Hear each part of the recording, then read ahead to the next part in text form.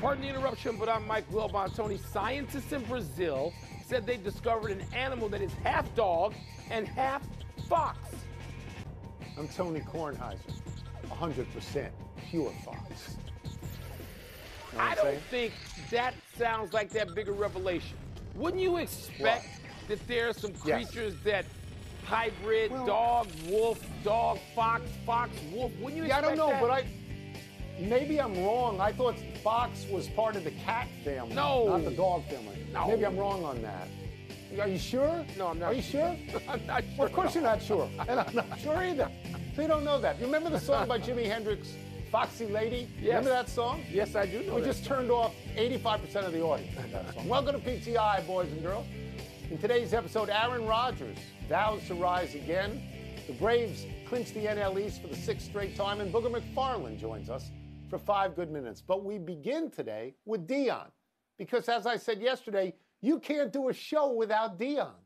Dion's Colorado team is a 23.5-point favorite over Jay Norvell's Colorado State team this Saturday.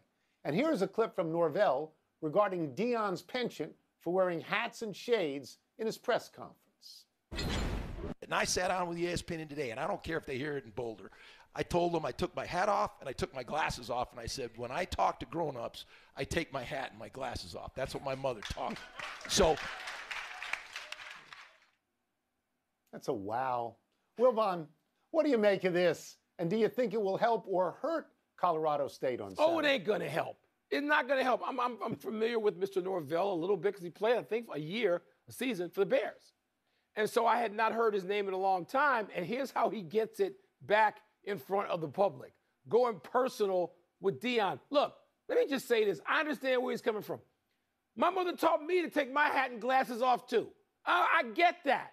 But there was no reason to go there. That doesn't have anything to do with the game. It has nothing to do with Dion's successes. It has nothing to do with what's going on in college. It has nothing to do with nothing. But he went there. And Dion's looking for it anyway, and his players are looking for it. And this video that we couldn't use is out there at practice where Prime says, you just made it personal. You just did. We saw what happened when the Nebraska coach made it personal. We've seen it. We're going to see it every week.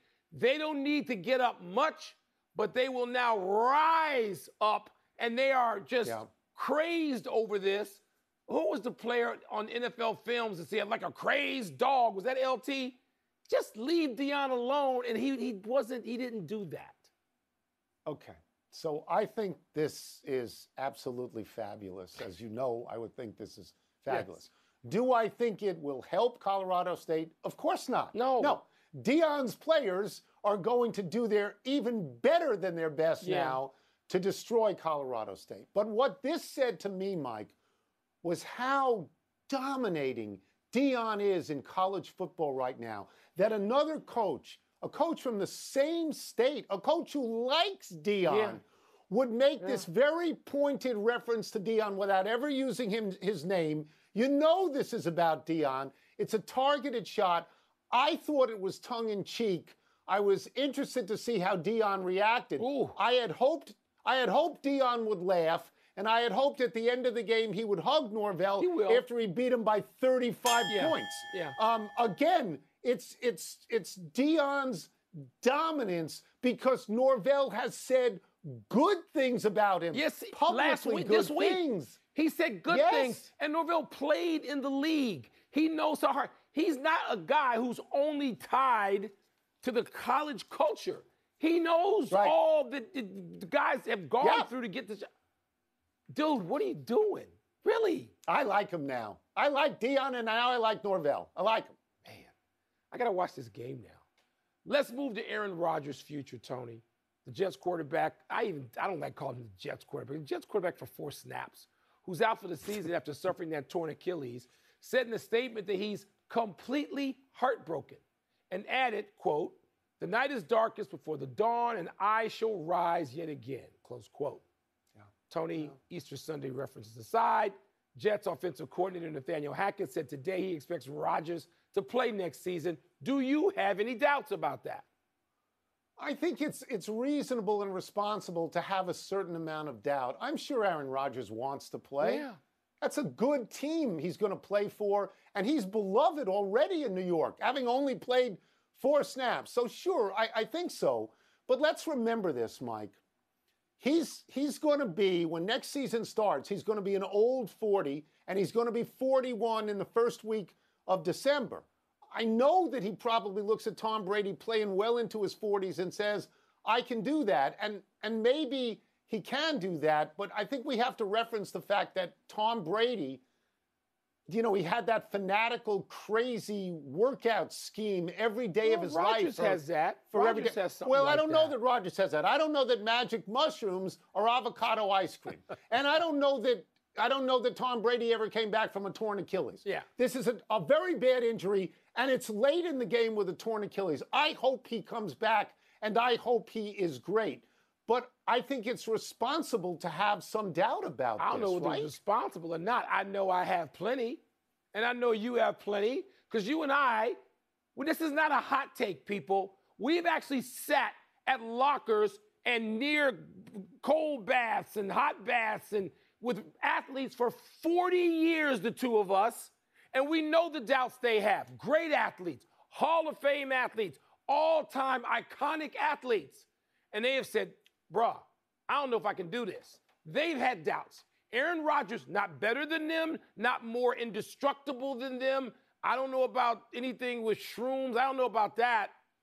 But all I know, Tony, is Aaron Rodgers is probably taking as good a care of himself as anybody can. But so did many of the other guys you and I have known over 40 years. And many of them could not get back. Many of them said, dude, I'm trying. I want to come back. I can't complete this. I respect them. I'm not thinking they're soft or weak or there's something wrong with their rehabilitation effort. We don't know if Aaron Rodgers can do this. So, yes, I have doubts. And guys play into their 40s. Warren Moon did. And yes. Brett Favre did. And Drew Brees. I just want to continue my total delight with Aaron Rodgers and what he says. And I want to go back to that quote for a second.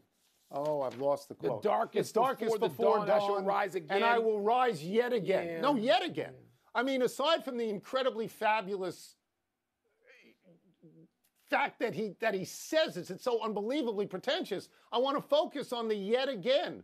What do you mean yet again? Like when you came out of the dungeon of darkness? When did this happen to you before? I'm an English major. I know a messianic theme when I read about it. You know what we need to do? We need to call his boy McAfee and get an interpretation on that, exactly what Rodgers meant. We turn now to baseball and the fact that the Atlanta Braves became the first team to clinch a division title.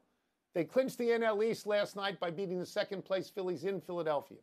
This is the 6th straight year the Braves have won the NL East. Wilbon, how impressed are you by this team? Tony, I'm impressed. We talk about the individual accomplishments every day. I mean, from, Ronald Acuna Jr., starting with him, and we think that we both, I think, if we had votes, and I think neither one of us has a vote, we think he's the MVP of the National League. We do. But yet they got other candidates on his own team. They're unbelievably impressive. They look like, first of all, they're on pace to win 100-plus games. In the run they've had, they haven't really done that. And so, Tony, I know they when they won the whole thing, they won like 88 games, so it's not necessary. They won 101 last year. They won 101 last year. 101 last year, okay. So I'm impressed. But, that's not what pro sports are about. Professional sports are about the postseason. And what do you do in the playoffs? Playoffs, yes, in the playoffs. Yeah, they're tremendously impressive. They're actually out there like a great car on a highway eating up miles, like a Rolls Royce with a race car engine or something like that. Some of these numbers are fabulous, Mike. They're plus 239 in differential. It's 40 ahead of the next best team. Best record in baseball, 4.5 ahead of the next best team. Most home runs in baseball, 282. 55 clear of the next team. They got the MVP candidates. They got Spencer Strider, who leads baseball in strikeouts and in wins. They got all the numbers in the world.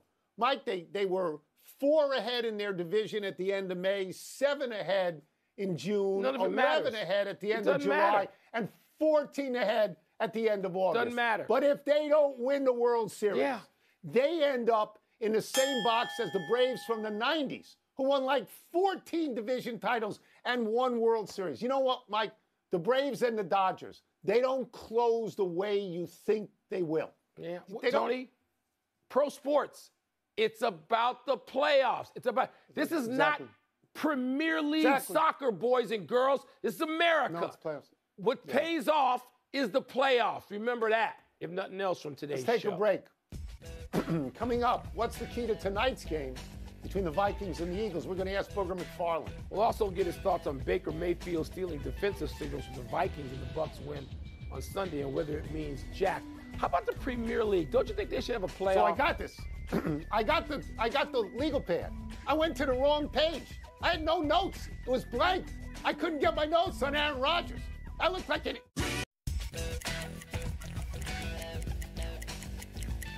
Week 2 of the NFL season kicks off tonight, which makes it a perfect time for a visit from our great friend ESPN NFL and college football analyst, Mr. Booger McFarland, in the Los Angeles Country Club shirt today where they held the U.S. Open.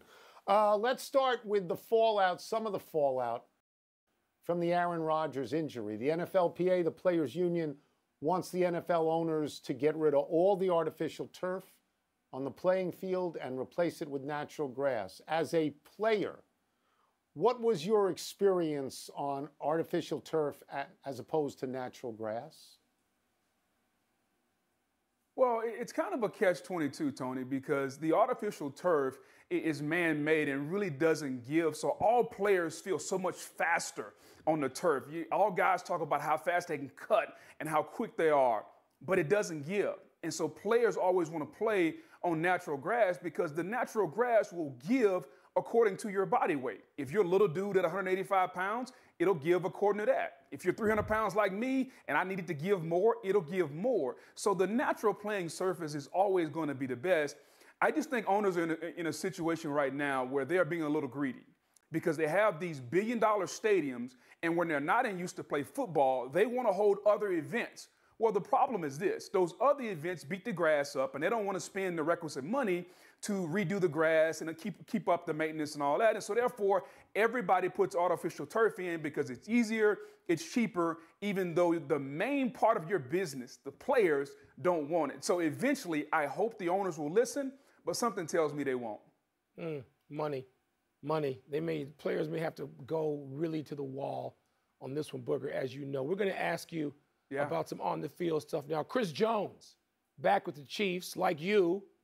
You guys both played defensive tackle.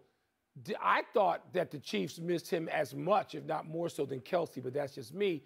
Did you see specific ways in which the Chiefs missed him against the Lions?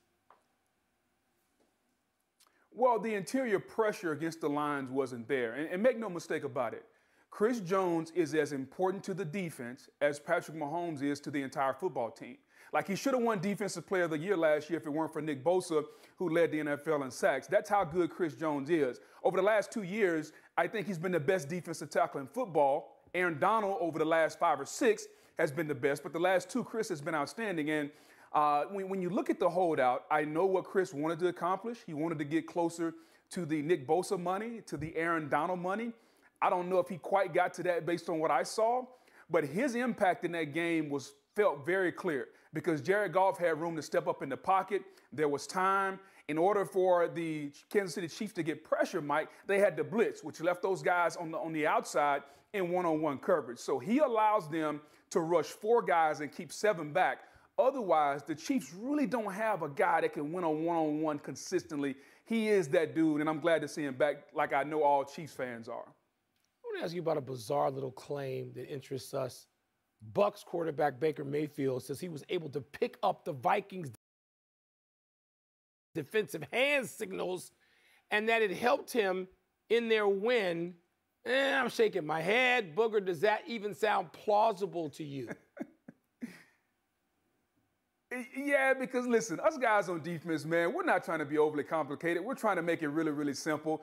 Back when I played in Tampa, we had a universal signal that everybody knew. Our DBs would do this right here. That meant we were going to be in cover 2. Everybody in America knew we were going to be in cover 2. But here's the problem. They couldn't block us up front. Myself, Warren Sapp, Simeon Rice. So it didn't matter if you knew, you still had to block us. And I think what Baker is saying is, yeah, we knew the signals, but we still could beat them anyway. And let's face it, the Minnesota Vikings defense wasn't good last. You know, Baker's kind of talking a little noise. So it's week one. I truly understand, but it's definitely very plausible to know defensive signals. Okay. All right, we'll get you out of here on this, and thank you for mentioning the Minnesota Vikings. The Vikings play the Eagles tonight. I think those are two playoff teams from last year. I think the Vikings were in the playoffs. They might not have done anything. The Eagles obviously went to the Super Bowl. What intrigues you about tonight's game with those teams? Well, for me, it's going to be, can the Minnesota Vikings block the Philadelphia Eagles defensive line? That's where it's going to start every game with this Philadelphia Eagles team. If you can't block their defensive line, it doesn't matter who you have outside, and they got Justin Jefferson and Jordan Addison. It doesn't matter who your quarterback, whether it's Kirk Cousins, Sonny Jurgensen, or Joe Montana. It doesn't matter. If you can't block them up front, you're not going to beat them. And I think that's where this game starts. And then on the other side, gentlemen, think about this. Like, we've all anointed Jalen Hurts the next guy, and rightfully so. He's made more improvement than any quarterback I've seen in the last 5 years. Didn't quite play that well in the first game. And we can attribute that to not playing in the preseason or whatever. But I want to see Jalen Hurts in a standalone game with a national audience. Can he perform and show everybody that week one, his good game or his lack of a good game was just a fluke, and come back in week two and perform very well? Oh, we'll see that tonight. Thank you so so much, as Tony. always, Set Booger. it up for us. Thank you. Appreciate it. Anytime. Let's take one last break. Still to come, the Red Sox dump president of baseball ops, Chaim Bloom. Where does the team go from here? And is 22nd ranked Miami a lock to go 3-0 tonight?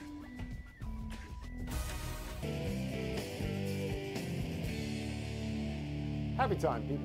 Happy 34th birthday, Jimmy Butler. Sneaky old, huh? He almost qualifies for load management rest.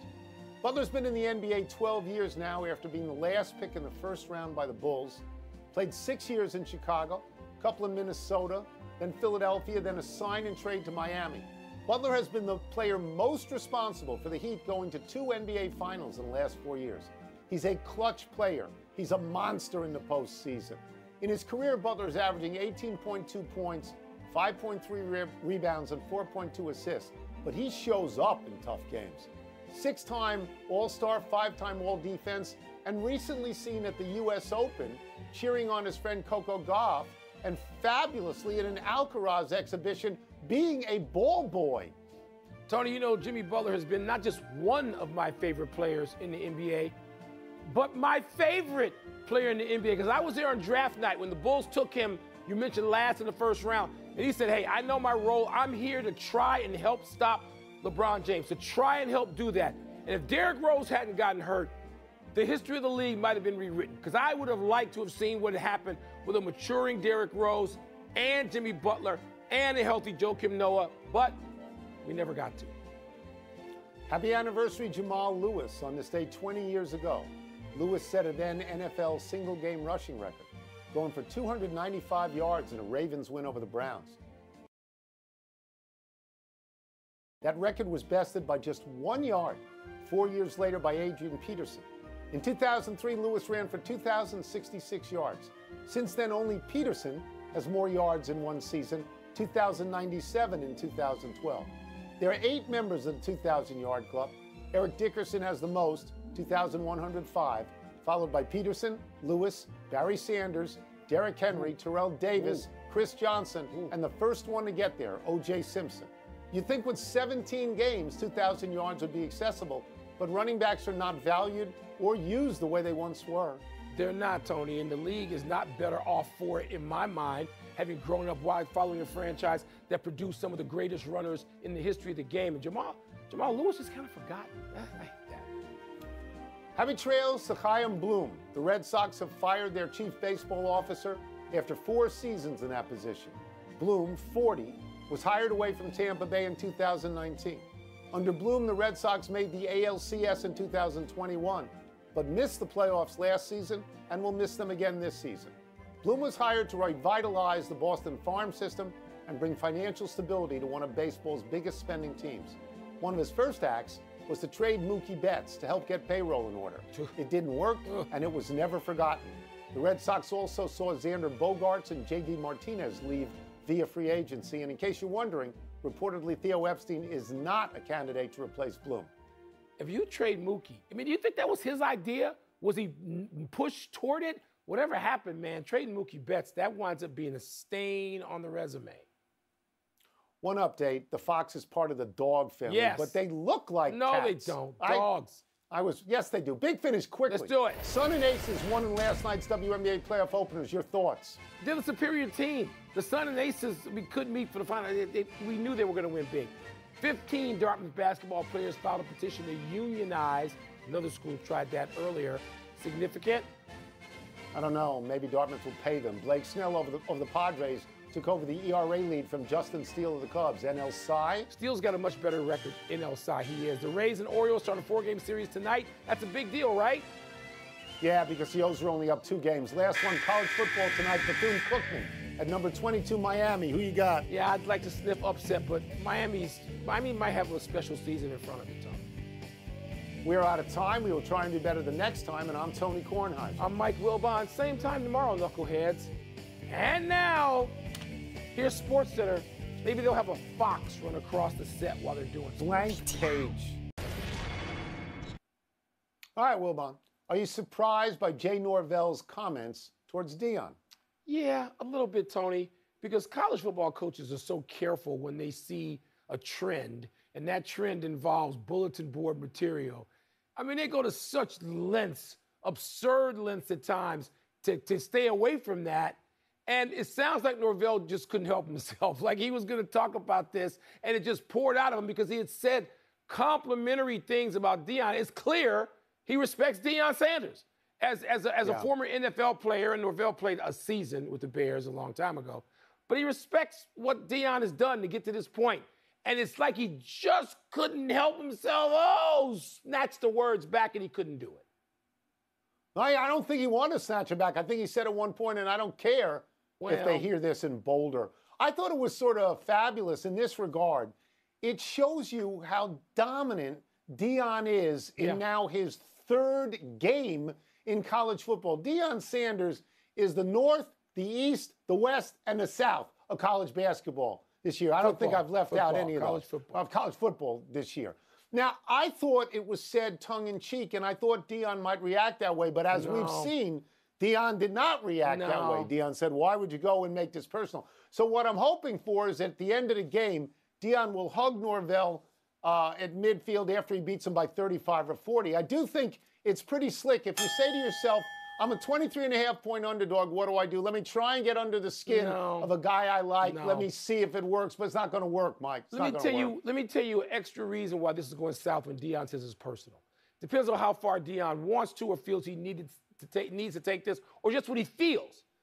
When you start talking about how your mama raised you and how your mama his mama raised him, you're going into territory that Jay Norvell has to know you can't go in.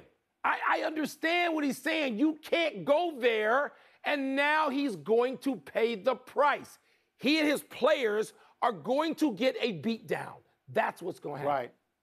So you're saying you should give the 23.5, right? If you're so you should inclined, take Colorado, sure. Give the 23.5. Yeah, okay. That's it. We're done. Back to you.